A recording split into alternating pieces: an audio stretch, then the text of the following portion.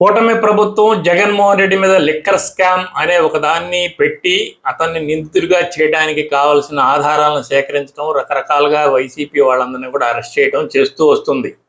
అయినప్పటికీ ఇప్పుడు ఇంతవరకు ఏ నిందితుడిని అరెస్ట్ చేసినప్పటికీ ఆ అరెస్ట్ కోర్టు చూపించినప్పటికీ కానీ లిక్కర్ స్కామ్కు సంబంధించి స్పష్టమైన ఆధారాలు, ఎవిడెన్స్ ఎక్కడా కూడా కోర్టుకు సమర్పించలేదు. కోర్టు కేవలం రిమాండ్ ఇవ్వడానికి కావలసిన అంశాలేవో వీళ్ళు కొన్ని చేస్తున్నారు అంతవరకే. అయితే ఇంతవరకు కూడా ఎవరు కూడా మేము లిక్కర్ స్కామ్లో నిందితులమా అని చెప్పేసి పలానా అంశాలు చెప్పారని వాళ్ళు అంగీకరించారని కానీ ఇంతవరకు సిట్టు ఒక పేపర్ స్టేట్మెంట్ కూడా ఇవ్వలేదు. కానీ ఈనాడు ఆంధ్రజ్యోతి మాత్రం అంతిమ లబ్ధిదారుడు జగన్మోహన్ రెడ్డి, వీళ్ళందరూ కూడా నిందితులు, వీళ్ళందరూ కూడా సహకరించారు, అయినప్పటికీ వీళ్ళు నిజాలు చెప్పడం లేదు. అంటే వీళ్ళే జడ్జిలుగా మారి వీళ్ళు తీర్పు ఇచ్చేసి వాళ్ళు నిజాలు చెప్పడం లేదు, అందుకని సిట్టు నిరూపించలేకపోతుంది అని చెప్పి వార్తలు ప్రసారం చేస్తున్నారు. అంటే సిట్టే నిరూపించలేకపోయినప్పటికి కూడా ఈనాడు ఆంధ్రజ్యోతులు మాత్రం ఆల్రెడీ నిందితులు ఎవరో క్లియర్గా జడ్జిమెంట్ ఇచ్చేస్తున్నాయి. ఈ పరిస్థితుల్లో సిట్టు ఒక నిర్ణయం తీసుకుంది. ఆ నిర్ణయం ప్రకారం నిందితులకు నార్కోటిక్ పరీక్షలు చేయాలి అని. యాక్చువల్గా నార్కోటిక్ పరీక్షలు కానీ, బ్రెయిన్ మ్యాపింగ్ కానీ, పాలిగ్రాఫ్ కానీ ఇలాంటి టెక్నికల్కి సంబంధించిన పరీక్షలు ఏదైనా చేయాలంటే నిందితులు అంగీకరించాలి అని చెప్పి గతంలోనే సుప్రీంకోర్టు క్లియర్గా గైడెన్స్ ఇచ్చింది.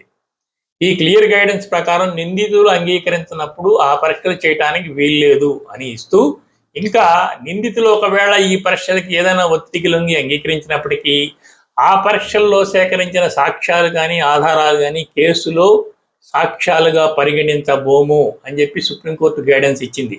అలాంటి సుప్రీంకోర్టు క్లియర్ గైడెన్స్ ఇచ్చినప్పుడు వీళ్ళు ఈ నిందితులకు సంబంధించి నార్కోటిక్ పరీక్ష చేయాలని ఎందుకు నిర్ణయించుకున్నారు, ఆ పరీక్షలు చేయడానికి వెళ్ళిన అనుమతి ఇవ్వాలని కోర్టుకి కోరుతూ ఒక పిటిషన్ కూడా దాఖలు చేయబోతున్నారు.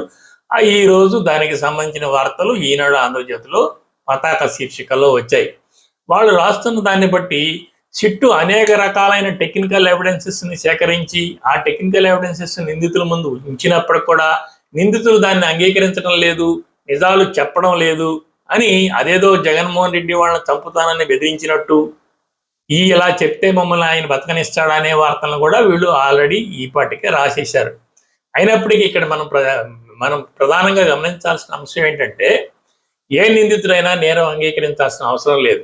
అతను సంబంధించి అతను నేరస్తుడని ప్రూవ్ చేయాల్సిన బాధ్యత పరిశోధన చేసే పోలీస్ ఆఫీసర్లకే ఉంటుంది. పోలీస్ ఆఫీసర్లు దానికి సంబంధించిన టెక్నికల్ ఎవిడెన్స్, అతను ఫలానా సమయంలో ఫలానా ప్లేస్లో ఉన్నాడు, అతని ఫోన్ అక్కడ ఉంది, అతనికి ఇతనికి మధ్య వ్యక్తిగత కక్షలు ఉన్నాయి, వీళ్ళిద్దరి మధ్య గతంలో ట్రాన్సాక్షన్స్ ఉన్నాయి, ఈ ట్రాన్సాక్షన్స్ నిందితుడి దగ్గర నుంచి వీడు డబ్బు తీసుకుని ఎగ్గొట్టాడు, ఇవన్నీ కూడా టెక్నికల్ ఎవిడెన్సెస్. ఈ ఎవిడెన్సెస్ అన్ని కోర్టు ముందు పెట్టినప్పుడు ఈ ఎవిడెన్సెస్ కరెక్ట్ అయినప్పుడు హత్య చేయడానికో లేకపోతే ఒక నేరం చేయడానికో ఆ నిందితుడికి అవకాశం ఉందని చెప్పి కోర్టు నమ్మినప్పుడు ఖచ్చితంగా ఆ నిందితుడు అంగీకరించినప్పుడు కూడా కోర్టు అతన్ని దోషిగా నిర్ణయిస్తుంది. అంటే ఒక నిందితుడిని దోషిగా నిర్ణయించడానికి కావాల్సింది టెక్నికల్ ఎవిడెన్స్, అతని అంగీకారం కాదు. కానీ వీళ్ళు టెక్నికల్ ఎవిడెన్సెస్ అంతా సేకరించాము, ఇదంతా చూపించి వాళ్ళు ఒప్పుకోమంటే వాళ్ళు ఒప్పుకోవట్లేదని చెప్తున్నారు. వాళ్ళు ఎవరు ఒప్పుకోవాల్సిన అవసరం లేదు. వీళ్ళు నిజంగా టెక్నికల్ ఎవిడెన్సెస్ అంతా సేకరిస్తే వీళ్ళు దీన్ని కోర్టుకు సమర్పించి వీళ్ళ నిందితులుగా నిరూపించవచ్చు. కానీ వీళ్ళ దగ్గర ఎలాంటి ఎవిడెన్స్ లేదు. కేవలం వేగ్గా మీరందరూ కలిసి ఇదంతా నేరం చేశారట కదా, ఫలానా కంపెనీ నుంచి మీరు ముడుపులు తీసుకున్నారంట కదా, ఆ ముడుపుల డబ్బులు మీరు ఈ కారులో పెట్టుకుని ఆ సాయంత్రం ఇక్కడికి వెళ్ళారంట కదా అని ఒక అర్థం లేని ప్రశ్నలు సంధిస్తున్నట్టుగా మనకి ఈనాడు ఆంధ్రజ్యోతిలో చదివిన అంశాలు కానీ అక్కడ లోపల నుంచి బయట వాళ్ళకి చెప్తున్న అంశాలను బట్టి తెలుస్తుంది. కనుక ఏ మాత్రం టెక్నికల్ ఎవిడెన్సెస్ ఇంతవరకు సేకరించని సిట్ అధికారులు ఫైనల్గా ఈ నిర్ణయానికి వచ్చి కోర్టుకి ఈ పిటిషన్ వేయబోతున్నారు. ఖచ్చితంగా నిందితులు ఎవరు కూడా ఇప్పుడు వీళ్ళు ఎవరెవరినైతే అరెస్ట్ చేశారో వాళ్ళు ఎవరు కూడా ఈ పరీక్షలకు అంగీకరించరు. ఇది కేవలం కొద్ది కాలం తాత్సారం చేయడానికి సిట్ అధికారులు ఈ కేసుకు సంబంధించి ఏదో చేశాం అనిపించుకోవడానికి, వాళ్ళు సరైన ఎవిడెన్స్ సేకరించలేదని చెప్పి ఒత్తిడి నుంచి తప్పించుకోవడానికి మాత్రమే ఈ కార్యక్రమం పనికొస్తుంది తప్ప ఇది ఏమాత్రం నిందితులుగా నిరూపించడానికి కానీ కేసును ముందుకు తీసుకెళ్ళడానికి పనికొచ్చే అంశం కాదు. అయితే కూటమి ప్రభుత్వానికి కానీ తెలుగుదేశం అనుకూల మీడియాకి కానీ కావాల్సింది ఏమిటంటే కేవలం ప్రచారం.